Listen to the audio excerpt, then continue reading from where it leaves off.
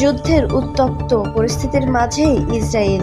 এর আকাশেই দেখা গেল অদ্ভুত দৃশ্য, ঝাঁকে ঝাঁকে কাক। এদিকে কয়েকদিনের জন্য যুদ্ধ বন্ধের ঘোষণা নিয়ে আলোচনায় এলো ডোনাল্ড ট্রাম্প। মানুষ বলছে এটা কি কাকতালীয় ঘটনা নাকি অশুভ ইঙ্গিত। চলুন জেনে নিই পুরো সত্য। যুদ্ধ সাময়িক বন্ধের ঘোষণা, ইসরায়েলের আকাশে উড়ছে ঝাঁকে ঝাঁকে কাক।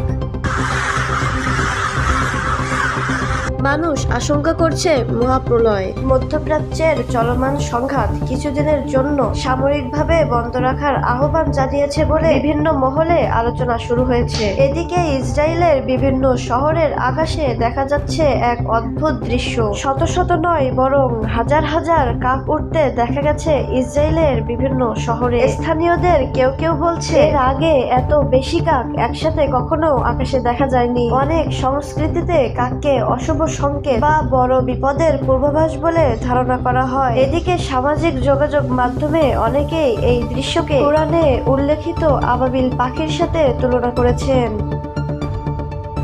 তারা বলেছেন, ইতিহাসে যেমন একসময় আবাবিল পাখির ঝাঁক অত্যাচারীদের বিরুদ্ধে আল্লাহর শক্তির প্রতীক হয়ে উঠেছিল, তেমনি এই অস্বাভাবিক কাকের ঝাঁককেও অনেকেই অশুভ ইঙ্গিত হিসাবে ধরেছেন।